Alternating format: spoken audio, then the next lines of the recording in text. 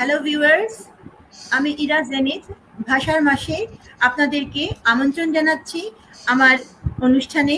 আজকের এপিসোডে নক্ষত্রের রাত নেমেছে আমাদের অনুষ্ঠানে। আমাদের নক্ষত্র ফয়সাল আজিজ আজকে আমাদের সাথে আছেন। হ্যালো ফয়সাল আজিজ। আসসালামু আলাইকুম ভিউয়ার্স, সবাই নিশ্চয়ই ভালো আছেন। সবাইকে আজকের এই অনুষ্ঠানে স্বাগতম। Thank you. হে ঈশ্বর, তিনি বোঝেননি, বুঝবেনও না আমার কথা। দাও তাকে অন্য হৃদয় যদি, আমাকে অন্য ভাষা না দাও। মির্জা গালিবের এই শের দিয়ে আমরা আজকে অনুষ্ঠান শুরু করছি। আমার সাথে আছেন আমার প্রিয় কবি আবৃত্তিকার ফয়সাল আজিজ, যার একটা কবিতা আমার এত ভালো লাগে যে আমি মনে করছি এই অনুষ্ঠানের শুরুটাতেই আমরা এই কবিতাটা দিয়ে শুরু করব। আপনি কি বলেন ফয়সাল আজিজ? অবশ্যই শুরু করা যেতে পারে। এখানে আমি একাই কবি। এই কবিতাটা আমার খুবই প্রিয় একটা কবিতা এবং আমি মনে করি যে আমি জানি না এই কবিতাটা আমি ঠিকভাবে পাঠ করতে পারবো কিনা, ভুলভ্রান্তি হলে সবাই ক্ষমা সুন্দর দৃষ্টিতে দেখবেন। এখানে আমি একাই কবি, কলমে ফয়সাল আজিজ আর কণ্ঠে আমি ইরা জেনিথ, সাথে আছেন ফয়সাল আজিজ স্বয়ং। তারপর আমি তপ্ত শিখাই রুদ্র হয়ে এগিয়ে যাই। এখানে আমি একাই কবি, আর কারো কবিত্ব নাই। মুগুর দেখেছো কলম, কোনটা শিকল নাকি বল্লম? না খেয়ে থেকেছো নাকি ভরপেট? ক্ষুধার কষ্ট খুব কি নিরেট? চন্দ্র দেখেছো দিনের আলোয়, কতটা বেদনা ভালের ভালোই। আমি তো দেখেছি শিহরণ ঘন মরণের সাথে দ্বন্দ্ব। আমি তো দেখেছি রুদ্র নেশায় সুখের কপাট বন্ধ। আমি তো দেখেছি একটি শিশু রাজপথে বসে কাতরায়। বস্ত্র চায় না, স্বপ্ন চায় না, শুধু ভরপেট ভাত চায়। আমি আমার বাকিতে রুদ্ধ হয়ে কালের পাকিতে ডুবে যাই। এখানে আমি একাই কবি, আর কারো কবিত্ব নাই।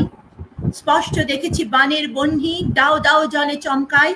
ক্ষুধায় থেকে মরছে মানুষ, আল্লাদি তবু ধমকায়। কিসের আশায় কার পরবশে ছুটেছে সুখের পানেতে? মরছে মানুষ, বাঁচাও ওদের, ভাসবে সুখের বানেতে। কবি হয়ে আমি পাগলি হলাম, চোখ বুঝলেও দেখি সব। অন্ধকারের বিষাদকালে খুঁজছে মানুষ কার ভব। উন্মাদ হয়ে মাদলের টানে মত্ত দামামা বাজিয়ে যাই। এখানেই আমি একাই কবি, আর কারো কবিত্ব নাই। ধিক ধিক্কারে শত ধিক দেই লেবাস পরা কবিদের। ভণ্ড হয়েছে ওরা সব, আমি আত্মীয় হই রবিদের। ঝনঝনানাথ চিৎকার শুনি কষ্টের। পিষে ফেলি আমি কষ্টকে পাই, ওরা সব ভুল নষ্টের। রাজা নেই কেন রাজার আসনে, মূর্খ মানুষ রাজাতে। চিৎকার করে ধিক্কার দেই বিবেকের ঢোল বাজাতে। কেউ দেখে না কো আসল ছবিটা, সবাই সেজেছে ভণ্ড। কবিতার নামে গালি লিখে যায় শুভ্র কাব্য পণ্ড। ছুটেছে সবাই শুভ্রের পানে, সব কিছু বনিতায়। কেউ দেখে না কো, কেউ বুঝে না কো, কারোর কোনো কবিত্ব নাই। আমি তো দেখেছি শ্রাবণের বাণে মায়ের দু চোখ ভেসে যায়। কত যে কেঁদেছে আগুন নেভাতে, আগুন তবুও থেকে যায়। আমি তো দেখেছি আমার পিতাকে ঘাড় নিচু করে থাকতে, সুখের জীবন আসন ভজন পারেনি কখনো আঁকতে। আমি তো দেখেছি তপ্ত শিখা এ দেশের মাটি ফেটে যায়। বাড়ি জল কিছু ঝরে না, শুধু আকাশেতে মেঘ চমকায়। আমি তো শুনেছি রুদ্রের ছবি জলের দাহেতে জ্বলে যায়। যত পানি দাও, যত জল দাও, আগুন তবুও রয়ে যায়। মানুষের মাঝে মানুষের মাঠে ঝড়ের বেগেতে ছুটে যাই। এখানে আমি একাই কবি, আর কারো কবিত্ব নাই। প্রিয় কবি আমি মানুষের, তবু মানুষকে আমি ধমকাই। বলি ওরা সব জানোয়ার, তবু কেন ছোট ওর পানে ভাই। আমি মানুষকে বলি উঠে বসে সব, জল মুছে ফেলো চোখেতে। আর দেরি নয়, এখনই সময়, কাদা ছোড়ো ওর মুখেতে। আমি মানুষকে বলি কাস্তেটা তোলো, প্রয়োজন নেই তলোয়ার। মরেছি আমরা, মরবো আমরা, তারাবো তবুও জানোয়ার। ক্ষুধিতের পেটে ক্ষুধাকে মেটাতে বৈঠক করে যারা সব, ভেঙে দাও ওই বৈঠক গুলো, চুরবার করো কালো ভব। আমি তো দেখেছি হিংসা যজ্ঞে মানুষ রয়েছে মগ্ন। প্রকৃতির গায়ে চাদর আদর, সভ্যতা তবু নগ্ন। বিবেকের ঘরে করা ঘাত শুনি তবুও মানুষ জাগে না। লাথি মারে সবে বিনয়ের ঘাড়ে, বিনয়ী কেন যে রাগে না। আমি রাত জেগে জেগে কবিতা লিখেছি মহাপ্রলয়ের কামনায়। এখানে আমি একাই কবি, আর কারো কবিত্ব নাই। রাজপথে ছোটে দানবের দল, মানুষের ঘুম ভাঙে না। রুদ্রের কাছে রুদ্রতা চেয়ে ভিক্ষা কেন যে মাগে না। আমি দানবের দলে মহাপিশাচকে দ্বিখণ্ড করি ভূতলে। ঝোড় বন্যায় দূরে যাই না কো তাইফুন আমার কবলে। চিৎকার করে ফেটে পড়ি আমি উন্মাদ, আমি বদ্ধ। ঘুম হয়নি কো, ঘুম হবে না কো, কবে হব আমি শুদ্ধ। কাজলের কালি চোখে রয়ে গেল, কলমের কালি খাতাতে, কালের কালি কালো হয়ে গেল ইতিহাসের পাতাতে। আমি যমুনা নদীকে এক চুমুকে পান করে ফেলি রসেতে। হিংসাকে আমি ধুয়ে মুছে ফেলি ধ্বংসের পরবশেতে। আমি কালের দেয়ালে এঁকে দেই কালি, শেষ হয়নি কো অন্যায়। মানুষ তোমরা জেগে ওঠো গো, ধুয়ে ফেলো সব বন্যায়। এই পৃথিবীকে পদাঘাত করি, আর কলঙ্ক চাই না। নতুন একটা পৃথিবী আঁকবো, কেন সেই রং পাই না। প্রিয়ার আঁচলে চুপি বসে থেকে চাই না পৃথিবী ভুলতে। উঠে বসে বলি প্রেম হবে না কো, বিদ্রোহ জালো ফুলেতে। আমি সাদা কাফনকে সাদা বলি না কো, সৃষ্টির কালি ওটাতে। মরে গেলে সব চুকে যাবে না কো, আরো ফুল হবে ফোটাতে। মরণের ছেয়ে বসে থেকে আমি জীবনের গান গেয়ে যাই। এখানে আমি একাই কবি, আর কারো কবিত্ব নাই। আলোর সাথে ছুটে চলি আমি আক্রোশে ডানা মেলিয়া। প্রেম ভালোবাসা সবকিছু আমি কবেই গেছি যে ভুলিয়া। আমি তো দেখেছি রবির মরণ অথই সাগরে ডুবে যায়। মার কোলে শুয়ে শিশু হাসে নাকো, শুধু বাঁচিবার আশা চায়। আমি তো দেখেছি গোলামের শিখা দাও দাও জলে জলেতে, আমের বোটার শুভ্র সুবাস নষ্ট করেছে পোকাতে। আমি তো দেখেছি গোপনে গোপনে বিবেক মরেছে কষ্টে, মানুষগুলো কুকুর সেজে ন্যায়কে বেড়েছে দৃষ্টে। আমি দালালের দলে দালালকে খুঁজি, অন্যায় খুঁজি ন্যায়তে। মানবের মাঝে মানবতা নেই, মরেছে আশার দেনাতে। বেপরোয়াদের দলে ভিড়ে গিয়ে বিদ্রোহী আমি হয়ে যাই। এখানে আমি একাই কবি, আর কারো কবিত্ব নাই। আমি দেখে দেখে যত শিক্ষা পেয়েছি, যত ধিক্কার নীরবে শুয়েছি, যত কলঙ্ক মনেতে ধরেছি, আর মানব না অন্যায়। জাগিয়ে নিজেকে মানুষ জাগাবো, তাড়িয়ে মন্দ নষ্ট ভাগাবো। অন্যায়দের গলা টিপে দেব, ধুয়ে দেব সব বন্যায়। এখানে আমি একাই কবি, আর কারো কবিত্ব নাই। ধন্যবাদ। আমার প্রিয় কবিতা, প্রিয় কবির মুখে। I am so blessed. ধন্যবাদ, থ্যাংক ইউ।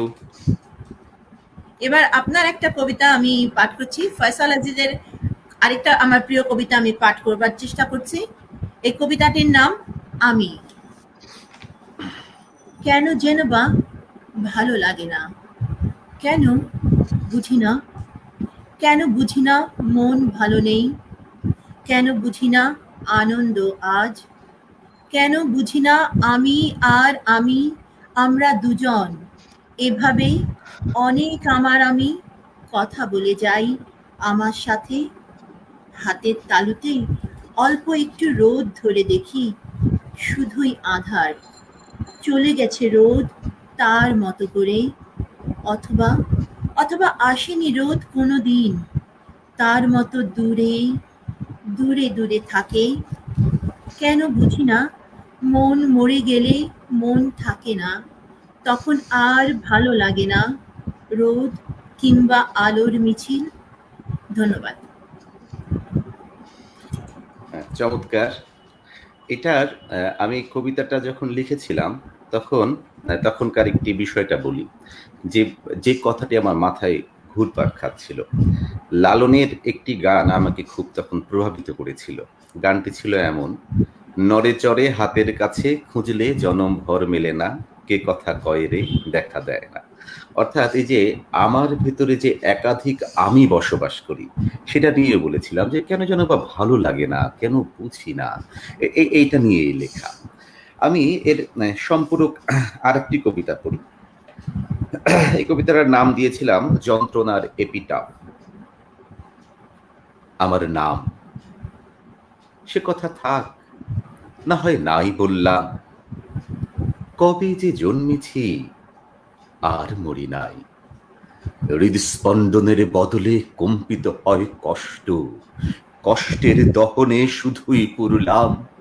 তবে কি কষ্ট আমার নাম? সে কথা থাক, না হয় নাই বললাম। বয়স আমার অনেক হলো, অনলের চেয়ে বেশি। সে তো অনেক আগের কথা, আমার হয়নি কোনো মাথা ব্যথা, শুধু পুড়েছে হৃদয় জল ঝরিয়ে। তবে কি অনল আমার নাম? সে কথাও না হয় নাই বললাম। ভোজনে করিনি উদর পূর্তি, সাধনে হৃদয় গোপন। কষ্ট গিলেছি কষ্টে কষ্টে, কষ্ট করেছি সাধন। স্থবির হয়েছে অক্ষির জল, রন্ধ্রে রন্ধ্রে যন্ত্রণা। ভাগ্য কাগজে নাম লেখা আছে, দুঃখ ব্যথার মন্ত্রণা।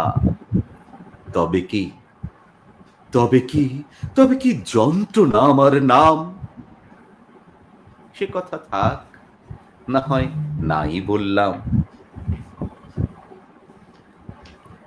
ধন্যবাদ। অর্থাৎ নিজেকে নিয়ে কথা যত। আত্ম অন্বেষণ। আত্ম অন্বেষণ। দারুণ। এমন আরেকটি কবিতা লেখা ছিল আমার। আজকে কেন যেন আমি নিজের কবিতাই আসলে পড়ছি। আচ্ছা, পড়বো, অন্যের ঠিকই আছে। কবিতা পড়বো। আমি তো আপনার কবিতা শোনার জন্য এসেছি। এটাও লিখেছিলাম, এটা আত্ম অন্বেষণ ধরনেরই। অদম্য অন্তরে জলে অনন্তের দহন, আকাশ থামিয়া রয় যেন আষাঢ়ের গগন। এমনি কেমন যেন আমার মন, ধিকি ধিকি জ্বলে থাকে জীবনের দীপ, মিটি মিটি আলো ছাড়ে করে নিভ নিভ। থেমে থেমে বেঁকে চলে জীবনের হাল, কেমনে বাতাস পায় এ জীবন পাল। অন্তর কালি মাখা, তবু কিছু আলো, ধোঁয়ায় ধোঁয়ায় ঢাকা দেশে চলে গেল। অনাবাদি পড়ে আছে জীবনের চর, মাঝে মাঝে ভাবি বসে এ জীবন কার? আঁকা বাঁকা রেখা আঁকা রাত জেগে জেগে, করছিটা কি আমি ভাবি বসে থেকে। আকাশেতে মেঘ, তবু বাড়ি ঝরে নাকো, বলে জল ডেকে মোরে ওখানেই থাকো। মনেতে প্লাবন, তবু দেহ মাঝে খরা। এ কেমন বেঁচে থাকা, এ কেমন ধরা। শ্রাবণ অন্তপুরে, দহন দিগন্তে, আমি যে আমাতে নেই, আমি অনন্তে। থেমে থেমে একে বেঁকে ক্ষণ বয়ে যায়, কেমনে আমার মন তা তো জানা নাই। মাঝে মাঝে দোলা দেয় বসন্ত পবন, এমনই কেমন যেন আমার এ মন। ধন্যবাদ। কয়েকটি কবিতা পড়ে ফেললাম একটা নেই। আরো আমরা আবার আরো কয়েকটা কবিতা শুনবার আগ্রহ আছে, অজস্র কবিতা শুনবার আগ্রহ আছে, যদিও আমাদের সময়সীমা 1 ঘন্টা। কিন্তু আপনাকে পেয়ে আমরা এত এত অভিভূত হয়েছি যে ভাবতেই পারছি না যে সত্যি সত্যি ফয়সাল আজিজ আমার প্রোগ্রামে এসেছেন। I am so blessed. আসলে এটা তেমন কিছু নয়, আমি খুবই ক্ষুদ্র সামান্য মানুষ, খুবই ক্ষুদ্র। মানুষ আপনি সামান্য নন, আপনি আমাদের প্রিয় কবি, প্রিয় আবৃত্তিকার এবং আমাদের দেশের একজন কিংবদন্তি আবৃত্তিকার। এটা তো সত্যি। না না না, এটা আসলে সময় কখনো বলতে পারে না। আমার সময় আমি কখনো বলতে পারবো না। আমার সময় যখন শেষ হয়ে যাবে, তারপরেও যদি টিকে থাকে, তখনই আমরা বলতে পারবো যে না, আমি ভালোই করেছি, তার আগে না।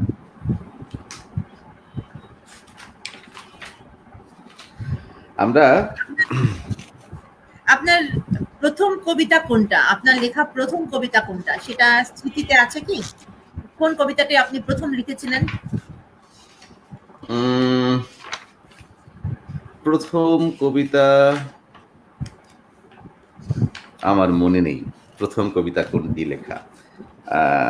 কাছাকাছি একটি কবিতা, ওটা প্রথম দিকের লেখা, কিন্তু প্রথম কবিতা নয় এটি। আমি একটু খুঁজে দেখি। সেই কবিতাটা ছিল আপনার অন্তঃপুরে প্রথম দিকের অন্তঃক্ষরণ বই। কবিতা। আচ্ছা, অন্তঃপুরে অন্তঃক্ষরণ বইটিতে প্রথম আসলে আমার মোট আসলে আমার মোট ২টি বই প্রকাশিত হয়েছিল।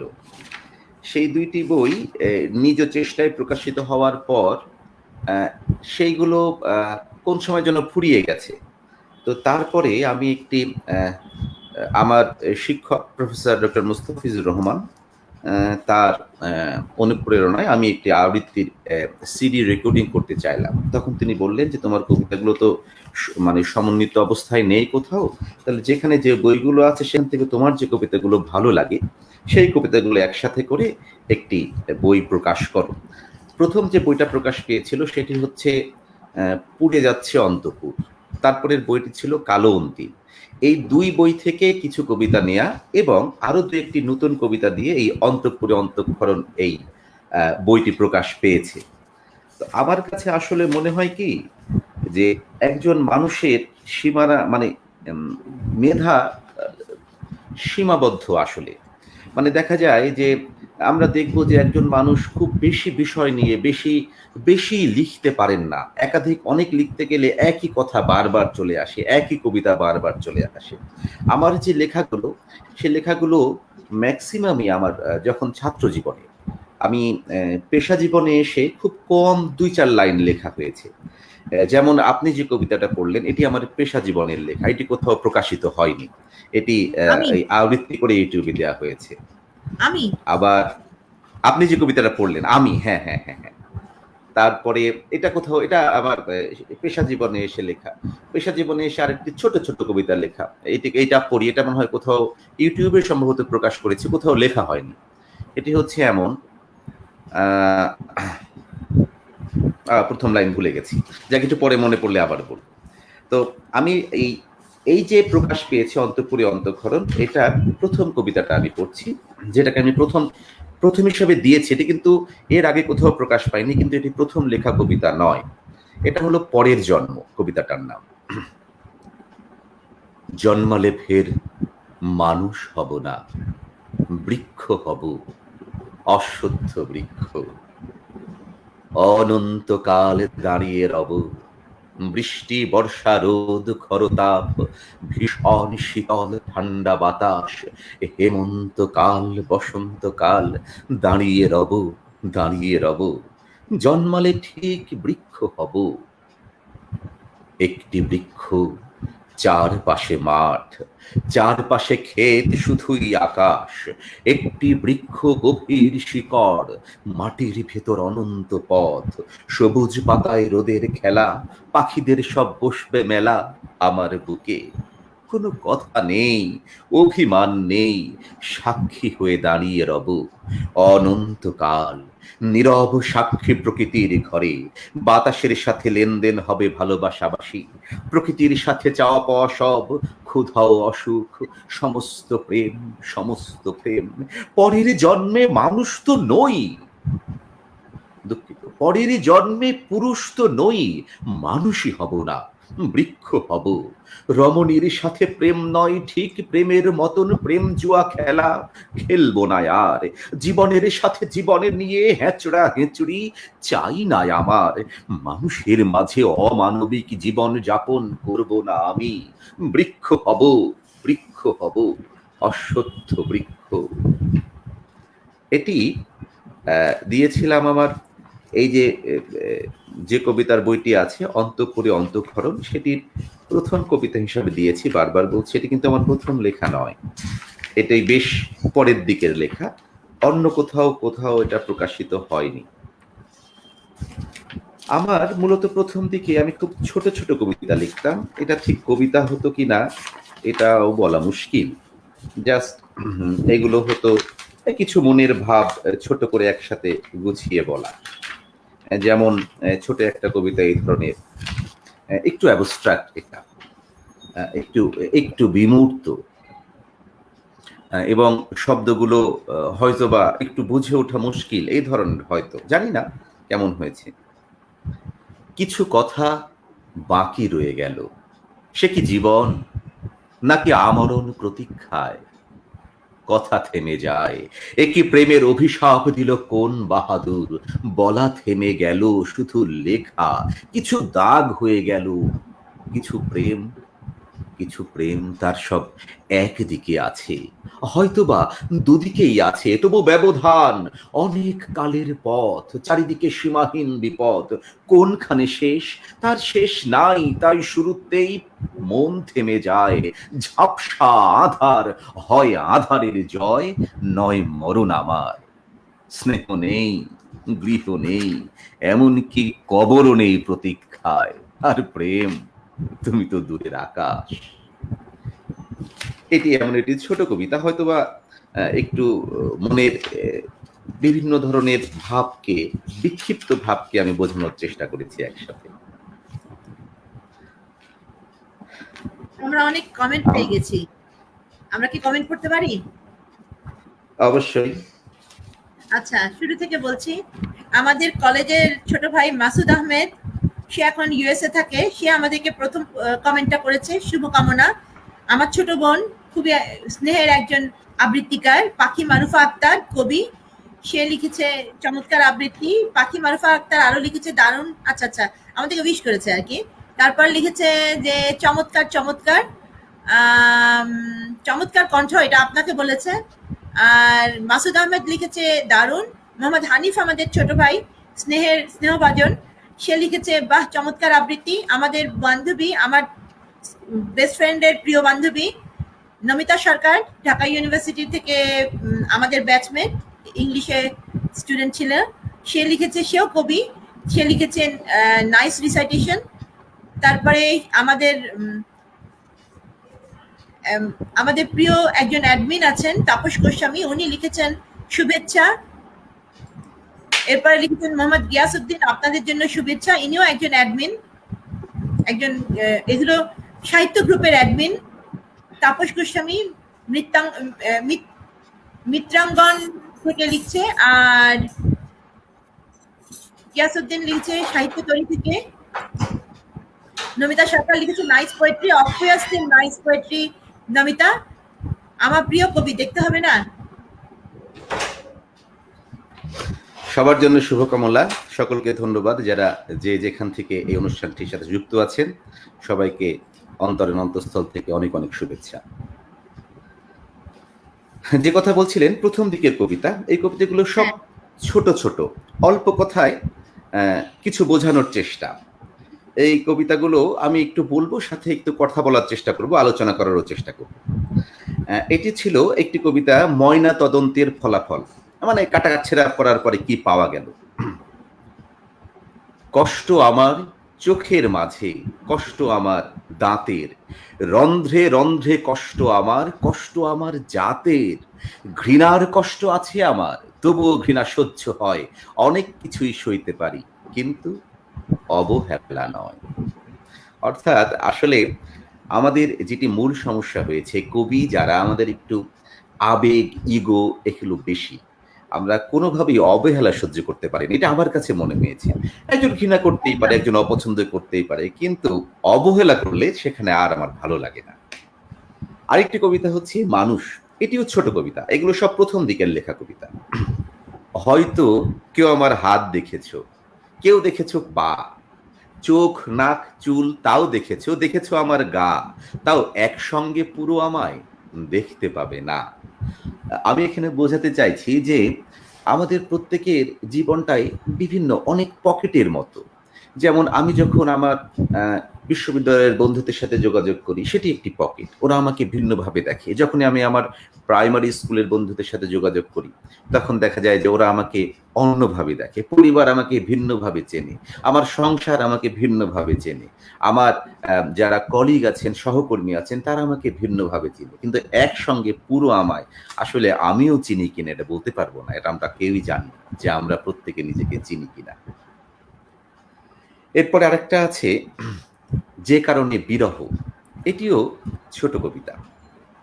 মুখেতে আমার কোনো তালা নেই, ওষ্ঠ দুটি স্বাধীন, মনের দুয়ারে তালা ঝোলানো, চাবি টাকার অধীন, চাবি খুঁজেই হন্যে হলাম, বাদল ঝরে বাইরে, যখন তালা খুলতে গেলাম ভিজে গেছি আমি হাইরে।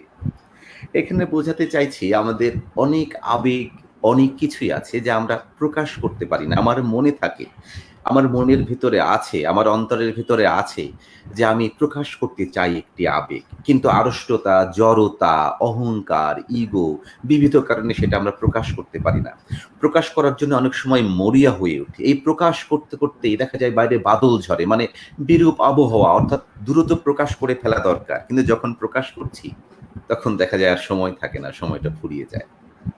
এটা হচ্ছে যে কারণে বিরহ ছিল। আরেকটা হলো এমন, যমুনা এটিও মানব চরিত্রের বিশ্লেষণই বলা যেতে পারে। যমুনার জল বড়ই জোয়ার তোলে আমাতে, করেছে বারণ পদ্ম পারে যেতে, আমি আমাকে পারি না থামাতে, তবু চলে যায় হঠাতে হঠাতে, চোখ খুললেই দেখি পদ্মাও নেই, যমুনাও নেই, আমি আছি আমার ছোট্ট পুকুর পাড়েতে। আমরা শুনেছি যে পদ্মার জল নাকি অনেক ভালো যমুনার জলের চেয়ে, মানে আমাদের এখানে পদ্মার জলের প্রশংসা বেশি।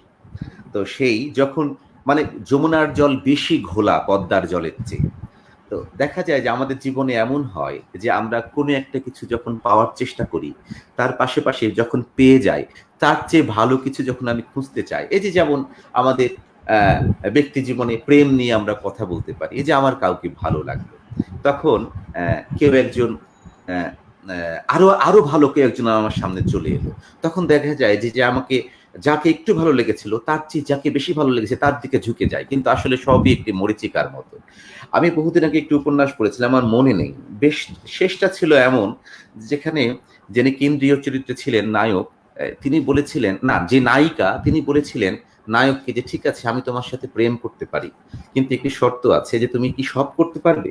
নায়ক বলেছিল যে হ্যাঁ আমি সব করতে পারবো। নায়িকা তখন দুটি কাঁটা চামচ দিয়ে বলেছিল যে এক কাজ করো, তুমি তোমার চোখ দুটি উপরে আমাকে দিয়ে দাও, তাহলে তোমাকে আমি ভালোবাসতে পারি, কেননা এই চোখ দিয়ে তুমি যখন অন্য কাউকে দেখবে তখন তুমি আমাকে আর ভালোবাসবে না। তো এই এই ধরনের একটি ধারণা থেকে কবিতাটি লেখা ছিল। এরপর একটি কবিতা আছে চোখ। চোখ খুবই গুরুত্বপূর্ণ আমাদের কাছে। আমরা অনেক কিছু লুকাতে পারি, কিন্তু চোখ লুকাতে পারি না। আসলে চোখ লুকানো খুব কঠিন। এটাই সেখানে বলার চেষ্টা করেছি যে চোখ যে মানে না, হাসতে জানে না, চোখ তো কেবল কেঁদেই ফাঁকি, হাসির কথা ওষ্ঠে রাখি, কেবল হাসি মিথ্যে হাসি, দুঃখে পরাণে যায় যে ভাসি, চোখের হাসি সত্যি হাসি।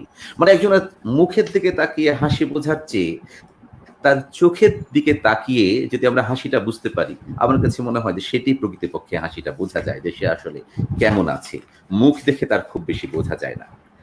এই তো এই ধরনের প্রথম দিকে এমন ছোট ছোট কবিতায় লেখা হতো, যেগুলো কিছু একটা প্রকাশ করার চেষ্টা হতো।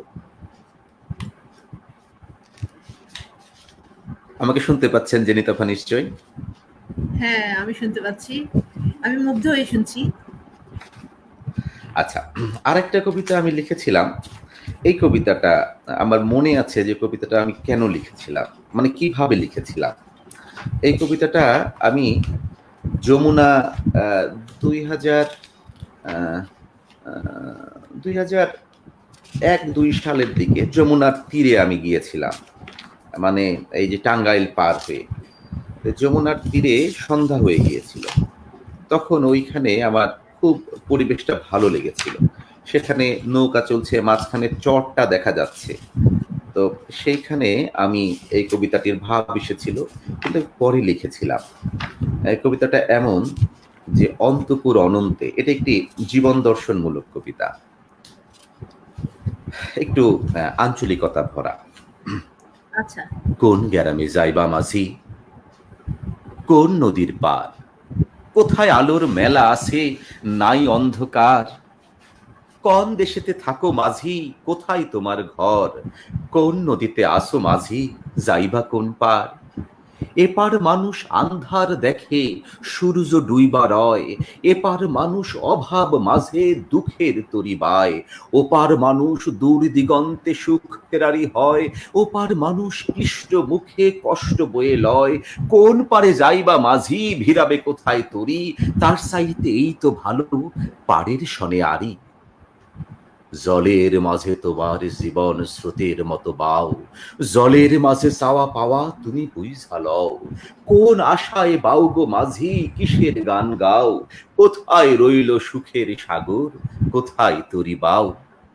মানুষ দেখো সুখ খুঁজতে দুঃখ ডাইকায় আনে, জীবন নাওয়ের হাল ধরা রয় সুখের স্বরের পানে, কার পানে মাঝে হাল ধরা রও, কোন চরেতে যাও, সুখ চর যে চোরা বালি সেই খোঁজেই কি বাও। দূর দিগন্তে পাগলা পবন তুইলা মধুর তান, আকাশ নদীর মিশা গিয়া গাইছে আপন গান, ওইখানেতে যাও গো মাঝি, ওই তো সুখের বান। পাল তুলা দাও তোমার নাই, হাল ধরারাও শক্ত গায়ে, আর সায়োনা ডাইনে বাঁয়ে ওই অনন্তে যাও, মিলতেও পারে তোমার চাওয়া, তুমি যা পাইতে চাও। ভিন গ্রামের মাঝি বুঝি দূর দেশেতে যাও, এপার কষ্ট ওপার কষ্ট, জলদি নাও বাও, জলদি পাইয়া যাও, জলদি পাইয়া যাও। এটা একটা জীবন চমৎকার। দর্শনের কবিতা, যে আসলে হ্যাঁ, আমরা শুধু সুখ খুঁজে বেড়াই, কিন্তু সুখ আসলে পাই না। এটা একটি অদ্ভুত বিষয়, মরীচিকা।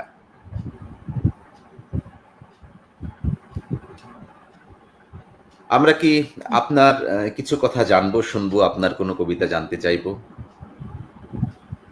আপনার কবিতা শুনছি, ভালো লাগছে। আমরা আমাদের অনুষ্ঠানের ঠিক মাঝ পর্যায়ে চলে এসেছি। আমাদের সাথে আছে কিংবদন্তি আবৃত্তিকার কবি, আমার প্রিয় কবি ফয়সাল আজিজ, যার কবিতা পড়তেও ভালো লাগে, পাঠ করতেও ভালো লাগে, আর আবৃত্তি করবার দুঃসাহস তো দেখাতেই যায়। আমি আবৃত্তি আহ, কি বলেন? আবৃত্তি নিয়ে দুটি কথা, আহ, যেটা আমি মানে বহু বছর হলো এই আবৃত্তির সাথে জড়িত। আমি আমি আসলে বড় হয়ে উঠেছি, মানে আমার শৈশব কেটেছে পাবনার ঈশ্বরদী শহরে। সেখানে আমি ক্লাস 5-এ পড়তাম 92 সালে, 1992 সালে। তখন প্রথম আমি একটি সংগঠনে যোগ দিই শিশু হিসাবে, সেটি ছিল ঈশ্বরদী আবৃত্তি পর্ষদ। সেটি এখন আর আছে কিনা আমার জানা নেই। সেই হচ্ছে আমার আবৃত্তির শুরু। সেখানে আমার যারা প্রথম দিকে আমাকে শিখিয়েছিলেন, সেখানে ছিল, আমার এখনো নাম মনে পড়ে, মমতাজ শিরিন, তারপরে রফিকুল ইসলাম পাপ্পু, তারপরে শিল্প চৌধুরী। সে সময় জাহাঙ্গীরনগর বিশ্ববিদ্যালয়ে নাটকে পড়তেন, এখন ইউডাতে আছেন ডক্টর জহির বিশ্বাস, মুস্তাকিম স্বাধীন, এই ধরনের অনেকের কাছেই আমি সেই হাতে খড়িটা হয়েছিল। এরপরে আমি চলে যাই চিটাগংয়ে। চিটাগংয়ে গিয়ে সেখানে মুস্তাক খন্দকারের কাছে আমার সেটি একটি আরেকটু বুনিয়াদটা শক্ত হয়। মূলত ব্যাকরণগত বিষয়গুলো আমি তার কাছ থেকে শিখতে পারি। কনন আবৃত্তি যেটা আছে, আবৃত্তি একাডেমি, এটি অনেক পুরনো একটি আবৃত্তি একাডেমি। মুস্তাক খন্দকার একজন দেশ বরেণ্য এবং আমি বলবো খুবই খুবই উচ্চ মানের একজন আবৃত্তি শিল্পী। এরপরে ঢাকায় চলে আসি, এসে আমি যুক্ত হই কণ্ঠশীলনের সাথে। সেখানে আমি গোলাম সারোয়ার এবং কিংবদন্তি তুল্য আমাদের যে ওয়াহিদ ভাই, তার সান্নিধ্য আমি পেয়েছি। তো এমন অনেকের, অনেক অনেক মানুষের সান্নিধ্য আসলে পেয়েছি। তো এরপরে আমি অনেক অনেক কোর্স করেছি। আমি একসময় আসলে থিয়েটার করতাম। চট্টগ্রামের নান্দিকার যে নাট্য দল আছে, সেই থিয়েটার কর্মীও ছিলাম। তো আচ্ছা, ঢাকা বিশ্ববিদ্যালয়ে ভর্তি হবার পরে আর আসলে এটা হয়ে ওঠেনি। আর বিজ্ঞান বিভাগে খুব কঠিন, আমাদের বিজ্ঞান বিভাগে সময় বের করা কঠিন, বেশ কঠিন কাজ হয়ে যায়। তারপরে আমাদের আমরা তো মধ্যবিত্ত বা নিম্ন মধ্যবিত্ত পরিবারের সন্তান, আমাদের প্রাইভেট পড়াতে হতো, নিজের চলার জন্য কিছু খরচ জোগাড় করতে হতো, তারপরে গিয়ে ক্লাস করতে হতো। এরপরে গিয়ে আসলে হয়তো আর আমরা ওইভাবে কারণ থিয়েটার আবার খুব পছন্দের জায়গা ছিল, কিন্তু এরপরে গিয়ে থিয়েটার করা সম্ভব হতো না, কারণ সেটা পেশার সাথে খুব সাংঘর্ষিক হয়ে যাবে এই জন্যে। তো এই দীর্ঘদিন এগুলোর সাথে কাজ করেছি, দীর্ঘদিন, অনেক বছর। এরপরে আমি বিভিন্ন উদাত্ত স্বর, কমল, বিভিন্ন জায়গায় কাজ করেছি আমি, এবং মানুষকে বোঝানোর, শেখানোর চেষ্টা করেছি। দীর্ঘদিন এগুলো নিয়ে কাজ করার পর আমি দেখেছি, আমার কাছে মনে হয়েছে যে আবৃত্তির ব্যাকরণ যেগুলো আছে, ব্যাকরণের চেয়ে সুরের যে একটি বিষয় আছে, সুরের কোনো ভাষা প্রয়োজন নেই। আমি একটি ছোট উদাহরণ দিয়ে বলতে পারি যে আমার শিক্ষক শিক্ষক ছিলেন, এবং আমার যে আত্মীয় স্বজনে আছেন, আমার বড় ভাই, তার শিশু কন্যা, তার বয়স 4 বছর। তিনি একজন প্রবাসী। তার শিশু কন্যা, তারা লস এঞ্জেলসে থাকে। তার শিশু কন্যা, সে আমাকে বলে যে তার শিশু কন্যা তাদের যে বাসার নিচে আহ, মানে গ্যারেজ আছে, সেখানে খেলাধুলা করে। তার সাথে যারা খেলে, সেখানে চাইনিজ আছে, চাইনিজ শিশু খেলে, মেক্সিকান শিশু খেলে, আমেরিকান শিশু খেলে, কিন্তু কেউ কারোর ভাষা বুঝে না, কেউ কারোর ভাষায় কথা বলতে পারে না, কিন্তু ঘন্টার পর ঘন্টা তারা কথা বলে যাচ্ছে, খেলে যাচ্ছে, কিন্তু কেউ কিছু বুঝতে পারে না। তার মানে এখানে আসলে মাঝে মাঝে ভাষার প্রয়োজন নেই, মাঝে মাঝে আবেগটা ভাষাকে অতিক্রম করে ফেলে, যেটা যেটা সুরের ক্ষেত্রে একদম। হয় হয়তো। যেমন যেমন ওস্তাদ বিসমিল্লাহ খান তিনি সানাই বাজান, সেখানে কোনো কথা প্রয়োজন নেই। সেই সানাইটা এই বাণীকে অতিক্রম করে ফেলেছে, সেই বাঁশির সুর বাণীকে অতিক্রম করে ফেলে, মাঝে মাঝে এমন হয়। অর্থাৎ আবেগের জায়গাটা খুব আমার কাছে গুরুত্বপূর্ণ মনে হয়। এখন আমরা দেখেছি যে অনেক সময় অনেক ভালো ভালো যারা আমরা বলি উচ্চাঙ্গ সঙ্গীত শিল্পী যারা আছেন, যারা গলা সাধা নিয়ে কাজ করেন, দেখা যায় যে তারা অনেক সময় সুরকে ধরে রাখতে গেলে তাদের অনেক গানই আমাদের শুনতে বলতে, তারা অনেক অনেক সুর করে গান করেন, অনেক ব্যাকরণ মনে গান করেন, কিন্তু দেখা যায় যে তার চাইতে অনেক সময় যিনি খুব আবেগ দিয়ে গান করছেন সেই গানটি আমাদের কানে বেজে ওঠে। এতে আমার মনে হয় যে আহ, আবেগটা খুব গুরুত্বপূর্ণ, ব্যাকরণটা গুরুত্বপূর্ণ নয়। যদিও আমি সবসময় বলে থাকি, এটা বলা আমার ধৃষ্টতা কিনা আমি জানি না, কিন্তু আমি বলি যে আবৃত্তির ব্যাকরণ বলতে কি বোঝায়? ব্যাকরণ তো আমরা সাজিয়েছি, ব্যাকরণ আমরা সাজিয়েছি, আমাদের মতো করে সাজিয়েছি। এটি এমন নয় যেমন আমরা জানি রবীন্দ্রসঙ্গীতের যে স্বরলিপি আছে, আবৃত্তির তো কোনো স্বরলিপি নেই যে আমাকে এমন মেনেই করতে হবে, আমাকে মাত্রা মানতে হবে বলেছে।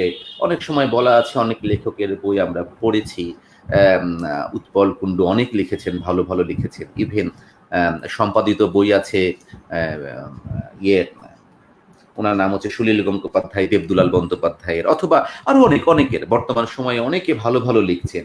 অনেক জায়গায় লেখালেখি চলছে যে আবৃত্তির একটি মাত্রা বা একটি নিয়ন্ত্রণ দরকার আছে, আবৃত্তিতে এই এই বিষয়গুলো মেনে চলা দরকার। কিন্তু আমার প্রশ্ন থেকে যায় যে আমার মূল বিষয় যে আমি যা ভালো লাগছে আমি কি তার একজনকে ভালো লাগাতে পারছি কিনা। যে কারণে অনেক সময় দেখা যায় যে আমি আবৃত্তি করতে গেলে ব্যাকরণের কথা আর মাথায় রাখতে পারি না। অনেক সময় শব্দ তার জায়গা থেকে চ্যুত হয়ে যায়। অনেক সময় যেমন উচ্চারণ, প্রমিত বাংলা উচ্চারণ যেটা বাংলায় মানে আমরা ইংরেজি শব্দ দিয়েই বলি যে ডিজার্ভ করে, সেই জায়গায় হয়তো আমি যেতে পারছি না। ডিজার্ভের জায়গায় একটা শব্দের উচ্চারণ যেমন হওয়া দরকার, যে তেমন মাঝে মাঝে হয়তো বা হচ্ছে না। কিন্তু আমি এই যে মূল ভাবটাকে তাড়িত করে নিয়ে যাবার চেষ্টা করছি, যে কারণে আমার মনে হচ্ছে যে হয়তো এটাই আমার ভালো লাগছে। সেক্ষেত্রে অনেকে এটা আবৃত্তি বলতেও পারেন, অনেকে বলতে পারেন যে আবৃত্তি অতি আবৃত্তি। যেমন অভিনয়ের বিষয় থাকে আন্ডার অ্যাক্টিং, ওভার অ্যাক্টিং, তেমন হয়তো বা কেউ বলতে পারেন যে অতি আবৃত্তি হয়ে যাচ্ছে তোমারটা। দোষের কিছু নেই, কিন্তু আমার কাছে মনে হচ্ছে যে আমার ভালো লাগছে বলতে, আমার ভালো লাগছে। আমি যখন লেখা ভাব রস নিয়ে পড়েছি, আমি তখন দেখেছি যে যারা খুব উচ্চ মার্গীয় মঞ্চশিল্পী, তারা বলছেন যে একটি শারীরিক ভাবের নাম সাত্ত্বিক, বলে বলেন এটি এটি মানে হচ্ছে ঘাম, বলে তিনি ঘেমে দেখালেন। আমি তখন আশ্চর্য হয়ে গেলাম যে আসলে তিনি ভাবনার কোন পর্যায়ে গেলে, কিভাবে কোন জায়গায় নিজেকে বসাতে পারলে তিনি বললেন আসো আমরা ঘেমে ফেলি, বলে তিনি ঘেমে ফেললেন। এটা এটা আমার কাছে মনে হয়েছে খুবই খুবই একটা জটিল বিষয়, যে কারণে আমার কাছে মনে হয়েছে সবচেয়ে গুরুত্বপূর্ণ আমার আবেগ, অর্থাৎ আমি কি বুঝছি, কোনটা আমার ভালো লাগছে, তা দিয়ে প্রথমে পড়ার চেষ্টা করবো। ব্যাকরণ তো আমরা জানবোই, ব্যাকরণ না জানলে হবে না। প্রথমে আমি যদি আইন না জানি তাহলে আমি কি করে বলবো যে এই আইনটি আমি মানলাম না?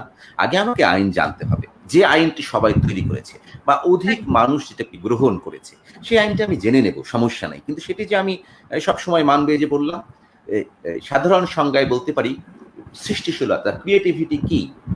ক্রিয়েটিভিটি আমি সাধারণ সংজ্ঞায় বলে থাকি, অনেক সংজ্ঞা আছে। আমি তো আসলে এই ফিলোসফি নিয়ে লেখাপড়াও করিনি, বা সাইকোলজি নিয়েও লেখাপড়া করিনি, বা এনথ্রোপোলজি নিয়েও লেখাপড়া করিনি। আমি একদম বিশুদ্ধ গণিতের ছাত্র।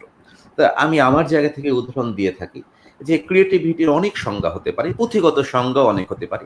একটি সংজ্ঞা হচ্ছে যা আগে ছিল না, তাই তো তার নাম নতুনত্ব। যা আগে ছিল তা আমি আবার করলাম, তাহলে নতুনত্ব আসতে পারে না। তো এটি হচ্ছে আমার একটি ধারণা যে আবৃত্তি যখন আমি করব, অবশ্যই অমুক অমুক অমুক ওভাবে করেছেন, তাহলে আমি ওভাবে কেন করব? তাহলে তো আমার মধ্যে আমি থাকতে পারছি না, তাহলে আমি আমার মতো করব। আমি একদম ভিন্নভাবে আমার মতো করার চেষ্টা করব। সেটি কেউ মানতেও পারে, নাও মানতে পারে, সেটি অন্য বিষয়।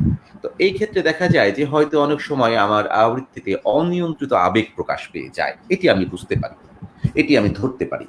কিন্তু আমি মূলত খেয়াল করে থাকি যে আমি যা প্রকাশ করতে চাচ্ছি তা আরেকজনকে নাড়া দিচ্ছে কিনা সেটাকে আমি বেশি গুরুত্ব দিয়ে থাকি। এক্ষেত্রে বললাম বারবার যে দুটি পক্ষ থাকতেই পারে, কেউ কেউ বলতে পারেন তুমি ভুল করছো, কেউ কেউ বলতে পারেন খুব অসাধারণ লাগছে।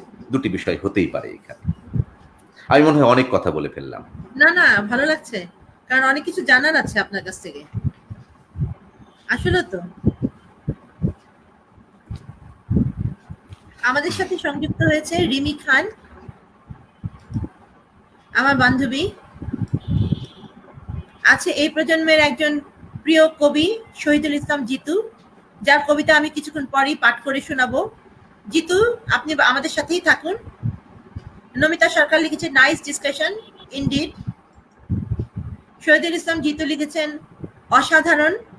জিতু ভাই সঙ্গে থাকেন।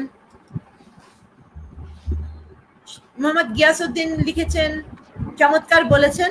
জি, থ্যাংক ইউ অ্যাপ্রিশিয়েট করার জন্য। নমিতা সরকার লিখেছেন ভালো লাগছে, মাচ অ্যাপ্রিশিয়েটেড। এই পর্যায়ে এসে আমি সাহস করে দুটা কবিতা পাঠ করার চেষ্টা করব। প্রথম কবিতাটা লিখেছে শহীদুল ইসলাম জিতু। কবিতাটির নাম অপেক্ষা, অভিমান ও কথোপকথন। যাবেই? যাও, ফিরবে, নাকি অনন্তকালের অপেক্ষা উপহার দিয়ে যাচ্ছ? এক জীবন তোমার জন্যে বৃক্ষ হয়ে কাটাবো। তুমি নিশাচর হয়ে আচমকা এসে ডালে বসো। অভিমানের মৃদুমন্দ বাতাস জাগতেই পারে দীর্ঘ অপেক্ষার বুকে। উড়ে যেও না, বসে থেকো, স্পর্শ করো বাকল শরীর। মনের যে ছায়া কায়ার আয়নায় ভেসে উঠবে, সেখানটায় তোমাকে দেখে নিও। যাচ্ছ? যাও, ফিরবে, নাকি অনন্তকালের অপেক্ষা উপহার দিয়ে যাচ্ছ? এখানে পৌষের হিম জমে উঠলে পরিযায়ী পাখি হয়ে এসো অতিথির ন্যায়। নীল রঙা নদীটির তীরে তোমার অবাধ বিচরণ রেখে যেও স্মৃতি। পুনরায় না হয় চলে যেও, উড়ে যেও, ছেড়ে যেও, তবুও এসো। যেমন করে হৃৎপিণ্ডে ফিরে আসে স্পন্দন, ফুসফুস ফিরে পায় অক্সিজেন, তেমনি ফিরে এসো। যাচ্ছ? যাও, শেষ নিবেদন রইল অপেক্ষারত অনন্তকালের বুকে। মাঝে মাঝে ফিরে এসো। ধন্যবাদ। আমি কি আরেকটি কবিতা পাঠ করতে পারি? অবশ্যই চমৎকার আবৃত্তি এবং লেখাও খুব চমৎকার, খুবই ভালো লাগলো। আমার আরেকজন প্রিয় কবি, নতুন মানে নিউ জেনারেশন কবি। আমরা পরের কবিতাটি আমার লেখা পাঠ করার চেষ্টা করব। জানি না এত দুঃসাহস দেখাচ্ছি কোন সাহসে, তবুও পাঠ করছি। নিষিদ্ধ প্রেম। এ এক অন্য আশ্বিন, এই আশ্বিনে পাশাপাশি বসা নিষেধ। এ এক অন্য শহর, এই শহরে সন্ধ্যা দ্বীপ জ্বালিয়ে খুঁজে ফেরা নিষেধ। এ এক অন্য অপরাহ্ন, এ অপরাহ্নে তোমাকে চিঠি লেখা নিষেধ। এ এক অন্য সময়, এ পাথর সময়ই প্রেম নিবেদন নিষিদ্ধ।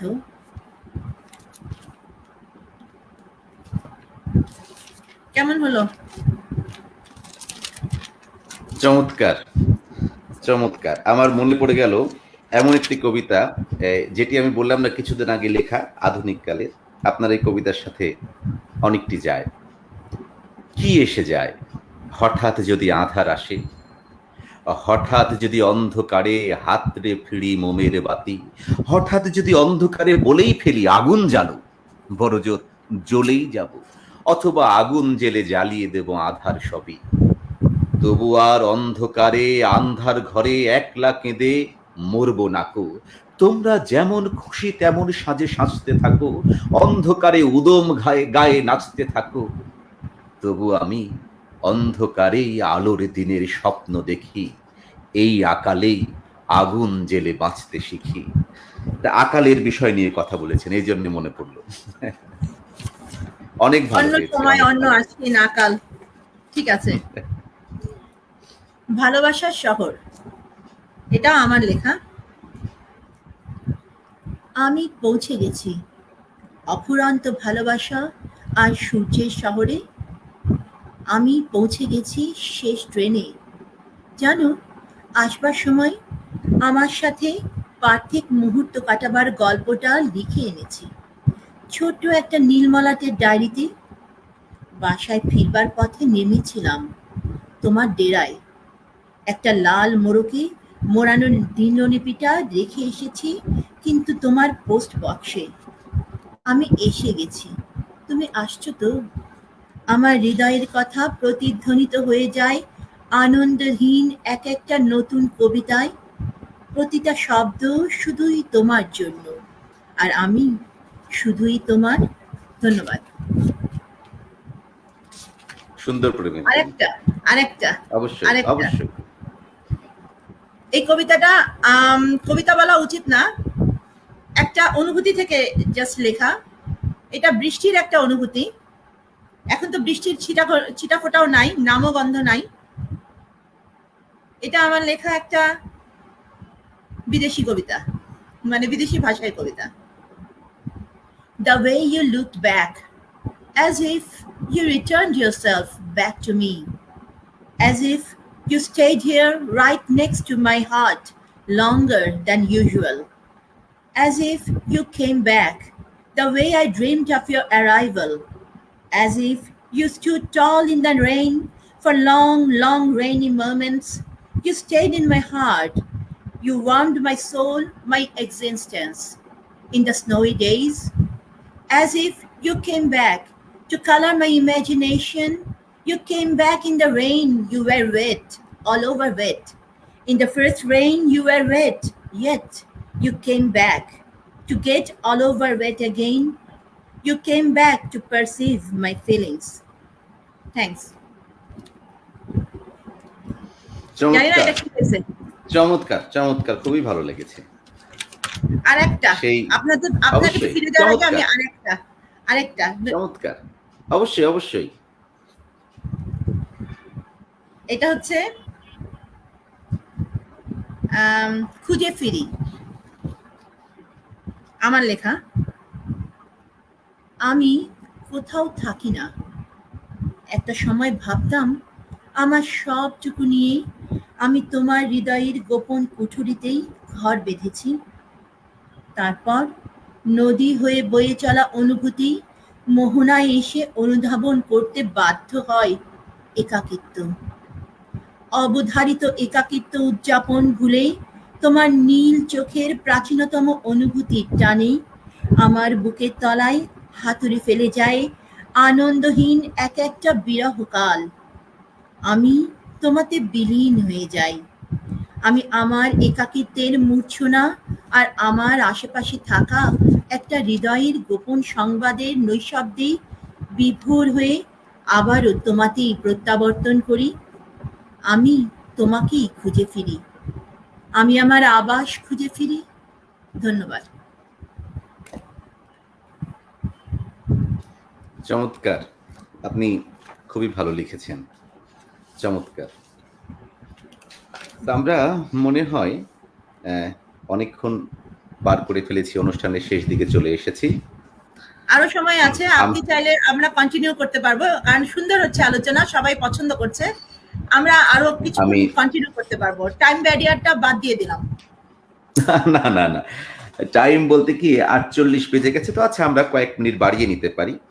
হ্যাঁ হ্যাঁ। আসলে যেটা আমি বলে থাকি, অনেক সময় অনেকে বলে যে আপনি লিখেন না কেন। আমার আসলে অনেকদিন লেখা হয় না। আমার কাছে মনে হয় যেমন হেলাল হাফিজ, তিনি একটি মাত্র কাব্যগ্রন্থ প্রকাশ করেছেন, যে জলে আগুন জ্বলে। আমার মনে হয় যথেষ্ট হয়েছে। একটা দিয়েই তিনি, আর দরকার নেই, একটাই যথেষ্ট। মানুষের মাঝে মাঝে একটি লেখায় যথেষ্ট হয়ে যেতে পারে। নজরুলের এক মানুষ কবিতা, এটি যথেষ্ট হয়ে যেতে পারে, যথেষ্ট। তো আমি সেই জন্যই বলছি যে অহেতুক দেখা যায় যে আমাকে অনেকে বলে থাকে যে আপনি লিখছেন না কেন, বা বন্ধু বান্ধব বলছে তুই বা তুমি লিখছো না কেন। আর আসলে আমি কি লিখবো? আমি তো যা লিখবো সব একই জিনিস হয়ে যাচ্ছে বারবার, আর লেখা দরকার নেই। যদি কখনো নতুন জিনিস মনে আসে তখন নতুন জিনিস লিখবো। আর দ্বিতীয় বিষয়, ছোট্ট কথা বলি। আমি দেখেছি যে আসলে লেখা ঘুরে ফিরে মানে শব্দ চয়নও এক টাইপের হয়ে যায়, একই রকম হয়ে যায়, অনুভূতিগুলো একরকম হয়ে যায়। আমি বেসিক্যালি মুক্ত গদ্য বা গদ্য লিখি, মানে কবিতায় এসছি আমি খুব বেশি দিন না। তো আমার গদ্যের যে প্রোটাগনিস্ট অ্যান্টাগনিস্ট তারা যখন তাদের অনুভূতি প্রকাশ করে, সেই সব অনুভূতিগুলোই আমি কবিতার আকারে বের করার চেষ্টা করি, বা আশা করি যে এটা বোধহয় কবিতা হয়েছে। তো সেগুলোই আমি পাঠ করবার চেষ্টা করলাম। আমি মূলত বাংলা আর ইংলিশ দুটোতেই লিখি। তো আমার লেখাগুলোর থেকেই আমি কবিতা বানানোর চেষ্টা করি। এখন কথা হচ্ছে যে আমি রিসেন্ট একটা কবিতার বই লিখবার দুঃসাহস করছি। তো ভাবছি যে কবিতার একটা বই যখন লিখবো তখন কবিতার একটা থিমে লিখি। তো যত লিখেছি এ পর্যন্ত সবগুলো ক্যারেক্টারের যে আবেগগুলো আছে সবগুলো এক করে দেখলাম যে আবেগের ভিতর বিরহই বেশি। তা আমার কবিতায় তো বিরহই উঠে আসছে। বিরহ যখন লিখছি তখন আমি এ পর্যন্ত যতগুলা কবিতা লিখেছি প্রায় 500-র উপরে আমি বিরহের কবিতা লিখেছি, কিন্তু ছোট ছোট 1 মিনিটের আবৃত্তি হবে। কিন্তু প্রথম দিকে একটু এদিক ওদিক হতো। আপনার কথাটা আমি শিখা যাচ্ছি, আস্তে আস্তে দেখা যাচ্ছে যে যা লিখছি মানে এদিক ওদিক করে মোটামুটি এক টাইপের হয়ে যাচ্ছে। কিন্তু আমি লেখা যেহেতু নতুন একটা ক্যারেক্টারকে পোর্ট্রে করছি, তা আমার লেখাও আমি তুলে আনতে গেলে দেখা যাচ্ছে লিখছি ওই একই ব্যাপার দাঁড়াচ্ছে। আপনার কথাটি আমি আবারও শিকার যাচ্ছি যে হ্যাঁ, লিখতে গেলে যা লিখেছি ওগুলোই চলে আসে। এখানে দুটি প্রশ্ন আছে। এক হচ্ছে না, লেখা চালিয়ে যেতে হবে। এখানে একটি প্রশ্ন আছে। প্রথম প্রশ্নের নাম হচ্ছে জোর করে হবে না, এমনি দেখবেন অনেক সময় হয়ে যাচ্ছে।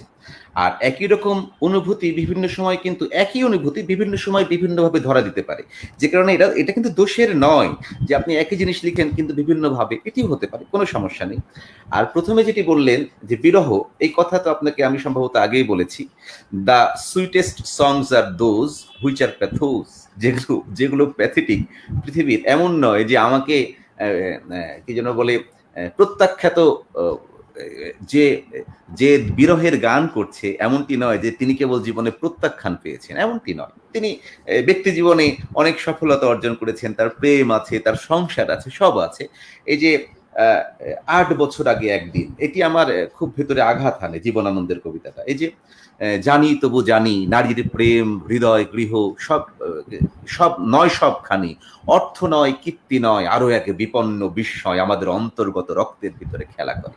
এখানে হচ্ছে তাই আরো কি যেন একটা খেলা করে, যে কারণে আসলে আমরা দেখা যায় যে শেষ মুহূর্তে আলটিমেটলি আমরা বিরহ পছন্দ করি।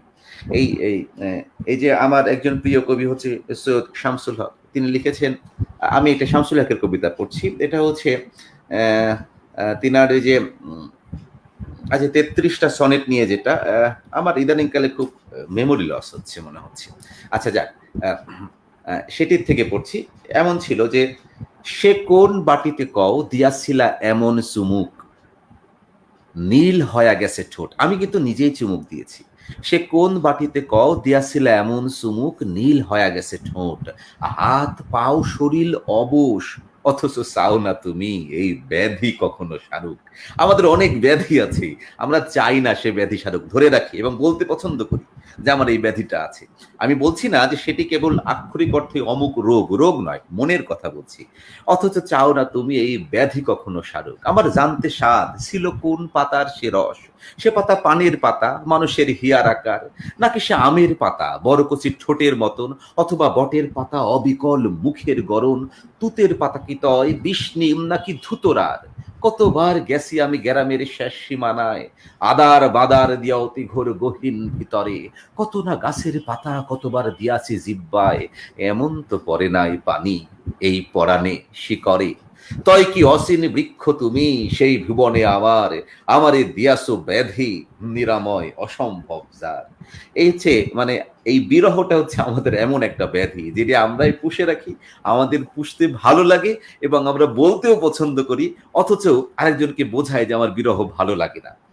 এই ধরনের একটি কন্ট্রাডিকশন আমাদের ভেতরে অবস্থান করে সব সময়। তো আপনি যেমন বললেন যে আপনি দুঃখের বিরহের কবিতা পড়েন, তার মানে যদি কেউ আপনাকে জাজ করে যে আপনি খুব বিরহী মানুষ, না না, এটা ভুল কথা। কিন্তু আপনি বিরহী মানুষ নাও হতে পারেন, আপনি খুব ফুর্তিবাজ মানুষ হতে পারেন, খুব আনন্দে থাকা মানুষ হতে পারেন, কিন্তু আপনার বিরহ ভাবতে ভালো লাগে, এটা হতেই পারে। এই ধরনের এগুলোকে মনে হয় বিভিন্নভাবে প্রকাশ করে আর কি। আমি তো আসলে বললাম সাহিত্যের ছাত্র নই, আমি সাহিত্যের ছাত্র হলে হয়তো বা ভালো করে জানতাম এগুলো, বিশুদ্ধ গণিতে এগুলো নেই। এখানে একটা কোশ্চেন আছে সাহিত্য কি শুধু সাহিত্যেরই ব্যক্তিদেরই কুক্ষিগত জিনিস, তা তো নয়। ভাষা না, যেরকম এখানে আমাদের সবার, ভাষা যেরকম এখানে আমাদের সবার, সাহিত্যও সবার। এখানে আমি একটি বিষয় আপনাকে বলি। বিষয় যেটা সেটি হচ্ছে সাহিত্য সবার মেনে নিলাম। আমি সাহিত্য বলতে আমি বলতে চাচ্ছি সাহিত্য সমালোচনা করা কিন্তু খুব কঠিন। সাহিত্য সমালোচনা করতে হলে যেমন একজন ডক্টরের মতো। আমরা কি বলতে পারি যে আমরা সবাই ডক্টর? ডক্টর কি একটা নির্দিষ্ট মানুষের পেশা? অবশ্যই। ডক্টর হতে হলে তাকে মানে নির্দিষ্ট পর্যায়ে অতিক্রম করতে হবে। তাকে এই লেখাপড়াগুলো করতে হবে। এতদিন প্র্যাকটিস করতে হবে। ঠিক একইভাবে আমাকে ব্যক্তিগতভাবে আমাকে সাহিত্যের বিষয়গুলো জানতে হবে, সেগুলো গবেষণা করতে হবে, সেগুলো নিয়ে ঘাটাঘাটি করতে হবে, সেগুলোর বিষয় আশয়গুলো জানলে তখন আমি সমালোচক হতে পারবো। তখন আমি বলতে পারি যে অমুক খারাপ, অমুকের লেখা ভালো, অমুক তমুক, অমুক তমুক। তার আগে আসলে আমি আমার মন গড়া কথা ছাড়া কিছুই বলতে পারি না।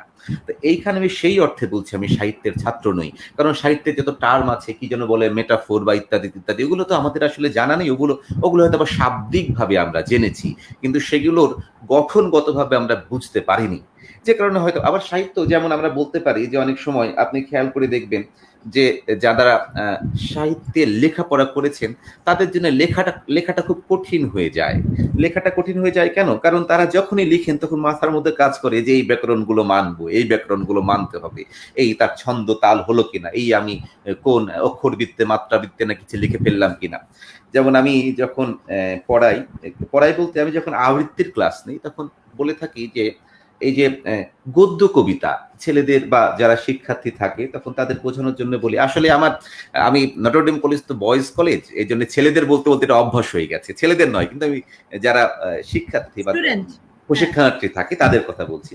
তাদেরকে আমি শিখিয়ে থাকি এই ধরনের যে আমরা জানি ছন্দের অনেক কবিতা লিখেছেন সত্যেন্দ্রনাথ দত্ত। তিনি বলছেন ছিপ খান তিনদার তিনজন মাল্লা চৌপর দিনভর, তিনি ছন্দে ছন্দে লিখছেন। আর চমৎকার। এখান থেকে একসময় রবীন্দ্রনাথ লিখলেন যে নাম তার কমলা, দেখেছি তার খাতার উপরে লেখা, সে চলেছিল ট্রামে তার ভাইকে নিয়ে কলেজের রাস্তায়। আমি ছিলাম পিছনের বেঞ্চিতে। মুখের এক পাশের নিটোল রেখাটি দেখা যায়, আর ঘাড়ের উপর কোমল চুলগুলি, খোঁপার নিচে কোলে তার ছিল বই আর খাতা। যেখানে আমার নাম্বার সেখানে নামা হলো না। এই যে আমি যে অংশটি পড়লাম সে অংশটির ভিতরে কোথাও অন্তমিল নেই। এই যে কোনো অন্তমিল নেই, কিন্তু এটি কিন্তু আবার আমার কথাও নয় যে আমি সকালে ঘুম থেকে উঠলাম, উঠেই দেখলাম যে 10টা বেজে গেছে, আর আমি চলে গেলাম, আমি আমার দাঁত ব্রাশ করলাম, জুতো পরে আমি বের হয়ে দেখি কি চমৎকার আকাশ, রোদ, বৃষ্টি। এটা কিন্তু আমার জীবন। এটি কবিতা হলো না। কিন্তু রবীন্দ্রনাথের ওই যে নাম তার কমলা, দেখেছে তা খাতার উপরে লেখা, ওইখানে কি যেন একটি আছে যে কারণে ওটিকে মনে হয় যে আমাদের জীবন নয়, ওটি জীবন থেকে একটু ভিন্ন, ওটি সাহিত্য।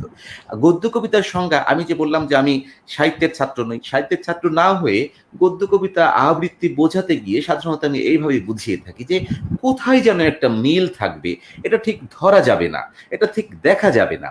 আমি বুঝিয়ে থাকি যে দেখো তুমি একজন আবৃত্তিকারকে ফলো করছো, দিনের পর দিন ফলো করছো, তিনি পড়ছেন, তুমি সেভাবে পড়ছো। তিনি পড়ছেন যে আমার বুকে ফিরিয়ে নেব ক্ষিপ্ত বাজের থাবা, তুমি চিৎকার করে উদাত্ত স্বরে প্রয়োজনে হারমোনিয়ামের রিড ধরে তারায় সুর তুলে পড়ছো, আমার বুকে ফিরিয়ে নেব ক্ষিপ্ত বাজের থাবা, কিন্তু তুমি ধরতে পারছো না যে কেন তার মতো হচ্ছে না। কারণ তুমি ভালোভাবে হিসাব করে দেখবে যে তিনি হয়তো কোথাও একটুখানি তারুণ দিচ্ছেন, তিনি হয়তো বা কোথাও একটা ঢেউ তুলছেন। আবার বুকে ফিরিয়ে নেব ক্ষিপ্ত, এই যে ক্ষিপ্ত ক্ষীয়র একটা অংশ তিনি খেয়ে নিচ্ছেন, একটা অংশ পরে ছেড়ে দিচ্ছেন। এইগুলো হচ্ছে তার সৃষ্টিশীলতা, যেগুলো দেখা যায় না কিন্তু কেবল বোঝা যায়, ভালো লাগে। এই যে আমার বুকে ফিরিয়ে নেব ক্ষিপ্ত বাজে, ক্ষিপ্ত বলার সময় আমি একটু পরিবর্তন করে নিচ্ছি।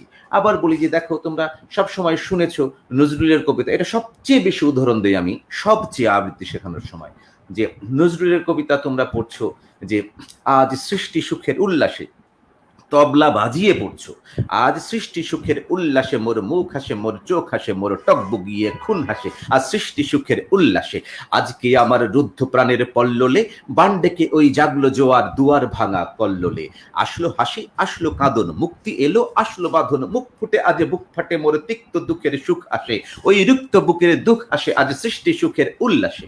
এটুকু পরে বললাম যে তোমার কেমন লাগছে? ভালো লাগছে। তোমার কি আনন্দ লাগছে? হ্যাঁ, আনন্দ লাগছে। কই আনন্দের কথা বলা আছে? এখানে তো বলা আছে যে আজ সুখ আসে, দুঃখ আসে, তিক্ত প্রাণ, অনেক কথা বলা আছে। তুমি এখানে আনন্দ কোথায় খুঁজে পেলে? তাহলে ছন্দ রক্ষা করতে গিয়ে তুমি যদি এখানে মূল ভাবটা সরিয়ে ফেলতে পারতে পারো। আমি তখন বলি যে দেখো আমি যদি এভাবে পড়ি তাহলে কি ভালো লাগে তোমাদের? আবার পড়ে শোনাই যে দেখো, আজ সৃষ্টি সুখের উল্লাসে মোর মুখ হাসে, মোর চোখ হাসে, মোর টগবগিয়ে। খুন মানে তো রক্ত, তাহলে খুনের কাছে চলে যাও। মুখ চোখ তো বাইরে আছে আর রক্ত তো ভেতরে আছে। তাহলে মোর মুখ হাসে, মোর চোখ হাসে, মোর টগবগিয়ে খুন হাসে আজ সৃষ্টি সুখের উল্লাসে। আজ কি আমার রুদ্ধ প্রাণ, প্রাণ তো রুদ্ধ, রুদ্ধ প্রাণ নয়, রুদ্ধ প্রাণ, প্রাণ তো আটকে গেছে। তাহলে আজ কি আমার রুদ্ধ প্রাণের পল্ললে বান ডেকে ওই জাগলো জোয়ার, জোয়ার চলে আসছে, জোয়ারকে নিয়ে আসো ডেকে। বান ডেকে ওই জাগলো জোয়ার, দুয়ার ভাঙা কল্লোলে আসলো হাসি, আসলো কাঁদন। কাঁদন আর হাসি তো এক নয়। তুমি যদি বলো আসলো হাসি, আসলো কাঁদন, হলো না তো। তাহলে আসলো হাসি, আসলো কাঁদন, মুক্তি এলো, আসলো বাঁধন। মুখ ফুটে আজ বুক ফাটে মোর, তিক্ত দুঃখের সুখ আসে, ওই রিক্ত বুকের দুঃখ আসে আজ সৃষ্টি সুখের উল্লাসে। তার মানে তুমি যা বলছো তা যদি বোঝাতে চাও তাহলে মাঝে মাঝে ছন্দকেও ভেঙে ফেলতে হতে পারে। তোমাকে ছন্দে যেতে হবে কেন, মাঝে মাঝে নাও হতে পারে। তারপরে দেখো এটা শেষের দিকে তাদের বোঝায় যে এখানে চমৎকার প্রেমের ঘটনা আছে। তুমি এতক্ষণ ধরে যদি পড়ে যে এই ধরনের আছে, আজ কপট লেখা আছে, আজ তুমি পড়ে যাচ্ছ এইভাবে, মানে ওদেরকে বলি, আমি আমার শিক্ষার্থীদের বলি যে আজ কপট কোপের তুন্ধরি, আজ আসলো যত সুন্দরী, কারোর পায়ে বুক ডলা খুন, কেউ বা আগুন কেউ মানেনি, চোখের জলে বুক ভাসে। কি বুঝলে? কিছুই বুঝলে না। তাহলে এখানে নিয়ে আসো, এখানে তুমি প্রেমের ভাব নিয়ে আসো যে আজ কপট কোপের তুন্ধরি, ওই আসলো যত সুন্দরী, কারোর পায়ে বুক ডলা খুন, কেউ বা আগুন কেউ মানেনি, চোখের জলে বুক ভাসে, তাদের প্রাণের বুক ফাটে তাও বুক ফোটে না, বানের বিনা মোর পাশে, ওই তাদের কথা শোনাই তাদের, আমার চোখে জল আসে। তার মানে একটি কবিতা যখন আমি বলি যে তুমি নির্মাণ করবে, অবশ্যই তুমি তোমার মতো করে নির্মাণ করো। এটা বুঝলে সেভাবে নির্মাণ করো, তবে তোমার ক্রিয়েটিভিটি প্রকাশ পাবে, তবে তোমার সাহিত্য বোধটা প্রকাশ পাবে। তুমি তোমার মতো রচনা করো, তুমি তোমার মতো লিখো, তুমি তোমার মতো পড়ো। একজন পড়ে গেছে তাকে তোমার সবসময় ফলো করা লাগবে এমনটি নয়। আর এই যে বললাম গদ্য কবিতা সবচেয়ে কঠিনতম কবিতা, কারণ ওখানে কোনো নিয়ম নেই, ওখানে 4 6 2 4 এভাবে মানতে হয় না। না মেনে কি যেন একটা খুঁজে বের করতে হয়, কি যেন একটা মিল দেখাতে হয়, সেটির নাম গদ্য কবিতা। যে কারণে গদ্য কবিতা লেখা পড়া দুটোই আমার কাছে বেশ জটিলতম বিষয় মনে হয়, কারণ ওখানে তো কোনো নিয়ম নেই। এই যে বললাম আমি শিওর, আমি যখন পড়ছি গগনে গরজে মেঘ 6 পার হলো, ঘন বরষা 4 হলো, তাহলে 2টা অংশে, মানে আমি 4 বলতে মাত্রা বোঝাচ্ছি, তাহলে 2টা অংশ থাকলো কি অপূর্ণ পদ, আমি মুখ ভরে নিঃশ্বাস নিয়ে নিলাম, গগনে গরজে মেঘ ঘন বরষা, এই যে নিঃশ্বাস নেওয়ার সুযোগ পেলাম, কুলে একা বসে আছি নাহি ভরসা, আবার সুযোগ পেলাম। কিন্তু আমি এটা গান কবিতা আকারে পড়ি, এখানে তিনি অপূর্ণ পর্ব রাখেননি, নচিকাতার গান, অত অপূর্ণ পর্ব রাখেননি, দম বন্ধ হয়ে যায়। কেমন? যখন সময় থমকে দাঁড়ায়, নিরাশার পাখি দুহাত বাড়ায়, খুঁজে নিয়ে মন নির্জন, কোনো অপূর্ণ পর্ব নাই, আমি আর নিঃশ্বাস নিতে পারছি না। তাহলে তুমি এখানে কেটে আলাদা করে ফেলতে হবে, তোমার নিঃশ্বাস নেওয়ার জায়গা তৈরি করে ফেলতে হবে। যাক, আমি অনেক কথা বললাম নির্মাণ নিয়ে, হয়তো ঠিক মতো কবিতার বিষয় বলেছেন। নিয়ে। এগুলো জানা দরকার আমাদের, শেখা দরকার আমাদের। শুধু আবৃত্তি চেষ্টা করলে তো হবে না, জানতে হবে আবৃত্তিরও একটা অ আ ক খ আছে। সব অবশ্যই ভাষার আমি যেরকম যে একটা প্রথম বলেছি ব্যাকরণ আছে, সেরকম আবৃত্তিরও আবৃত্তি, একটা ব্যাকরণ আছে, যে ব্যাকরণটা বুনন শৈলীর উপর নির্ভর করে। কবিতার শব্দ বুননে শব্দের উপর বেস করে প্রতিটা শব্দকে ফুটিয়ে তোলাটাই কিন্তু আবৃত্তি। হ্যাঁ অবশ্যই, মানে হ্যাঁ, আমাকে একটু চর্চা করতে হবে, এর ব্যাকরণগুলো জানতে হবে, জানার পরে না হয় আমি ভাঙলাম, সেটি পরের বিষয়। যেমন আমি জেনে নিচ্ছি যে আজ সৃষ্টি সুখের উল্লাসে মোর, এটি কোন ছন্দে লেখা আছে, কিভাবে লেখা আছে, কোন তাহলে তালে, এটাকে আমি দাদরায় ফেলবো না কাহার বাই ফেলবো, কিভাবে ফেললে আমি ভালো করে বুঝতে পারবো, সেগুলো আমাকে জানতে হবে। তারপরে আমি কিছুতেই ফেললাম না, কিছুতেই না ফেলে আমি আমার মতো করে ফেললাম, কিন্তু আমি জেনে নিলাম তো। তো এই জন্যে প্রথমে জানাটা একটু জরুরি থাকে সবসময়। আমরা অনুষ্ঠানের শেষ পর্যায়ে চলে এসেছি মনে হয়।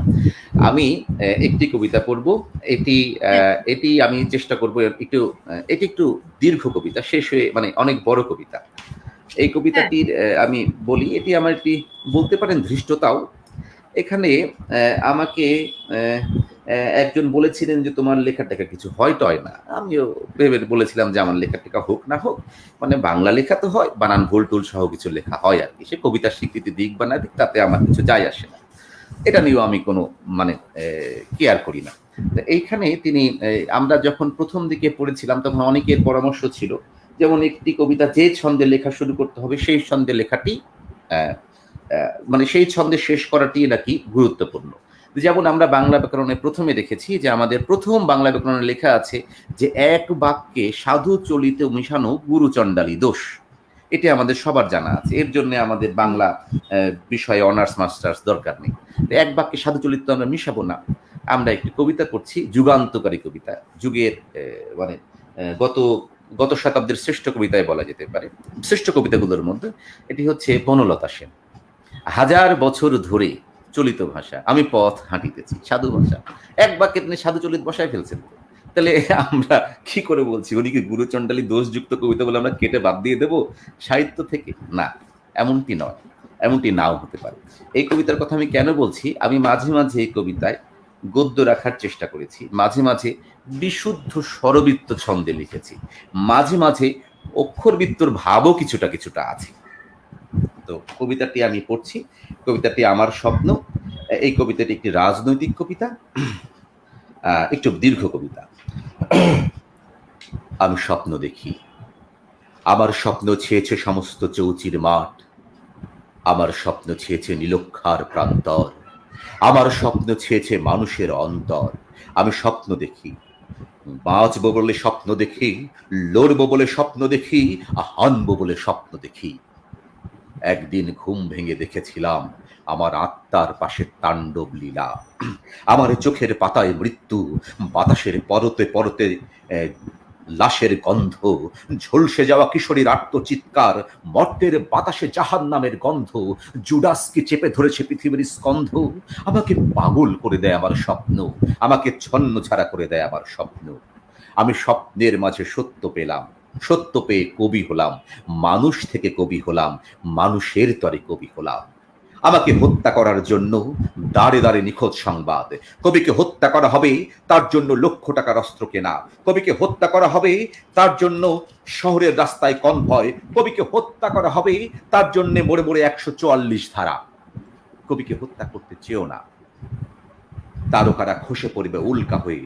কবিকে হত্যা করতে চেয়েও না, সূর্য আর আলো দেবে না। কবিকে হত্যা করতে চেয়েও না, একটি পাখিও গান গাইবে না। কবিকে হত্যা করতে চেয়েও না, কবিকে হত্যা করা যায় না। কবি প্রকৃতির, কবি মানুষের। কবিকে হত্যা করলে প্রত্যেক মানুষ কবি হয়ে যাবে। বারবার মায়ের গর্ভ চিরে কবি আসবে এই ধরাতে। একজন কবিকে হত্যা করলে লক্ষ লক্ষ কবি ফিরে আসবে, মানুষকে ভালোবাসবে। আমি স্বপ্ন দেখি, সিক্ত ফুলের পরাগ থেকে ধূর্ত ভ্রমর যাচ্ছে বেগে, মধুচুরির স্বপ্ন দেখি। অমাবস্যার আকাশ মাঝে দগ্ধ চাঁদে দাঁড়িয়ে আছি, ডান হাতেতে সূর্য নিয়ে মস্ত জোরে ছুড়ে দিচ্ছি। সপ্ত আকাশ থর থর করে যখন আমি কাব্য পড়ি, গোল টেবিলের কর্তারা সব মুখ থুবড়ে আছড়ে পড়ে। স্বপ্ন দেখি, যারা হাপড় চালিয়ে দিন রাত্রির ঋণ সুধে দেয় এই ধরনের, তাদের মুখে কান্নাটি নেই। কোনোই মানুষ এই ধরাতে বুভুক্ষু নেই। লাল প্রাসাদে মাথা মোটাদের বৈঠক নেই, তুমুল কালাম কেলেঙ্কারির ঘন ঘটা নেই। রিলিফের নামে খাদ্য চুরির দিন ঘুচেছে, বিচারের নামে খণ্ড নাটক শেষ হয়েছে। মানুষ এখন অনেক বোঝে, কুকুর মুখ মানুষগুলো পালিয়ে গেছে। আমি স্বপ্ন দেখি, এদেশের প্রতিটি যুবক রাইফেল তাক করে আছে বেঈমান প্রতারকের দিকে। এদেশের শিশুরা গোলাপের বদলে গোবর ছুঁড়ে দিচ্ছে ওই সব অথর্বদের দিকে। প্রত্যেক প্রিয়ার ব্যাগে একটি করে হাত বোমা, যে কোনো মুহূর্তে ফাটিয়ে দেবে শয়তানি অবয়ব।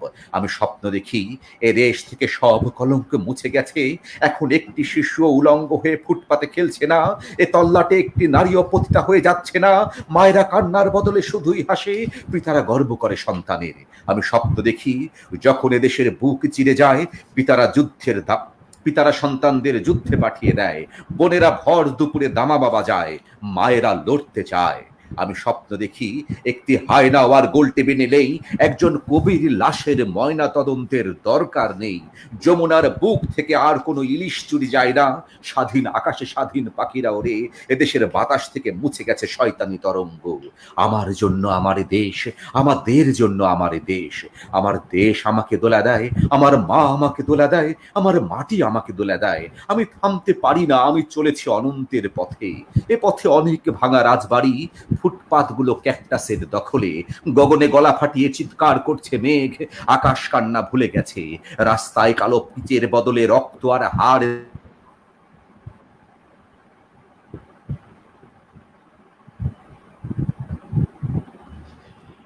রাস্তায় কালো, দুঃখিত কানেকশন গিয়েছিল। রাস্তায় কালো পিচের বদলে রক্ত আর হাড় দিয়ে ঢালাই চলছে।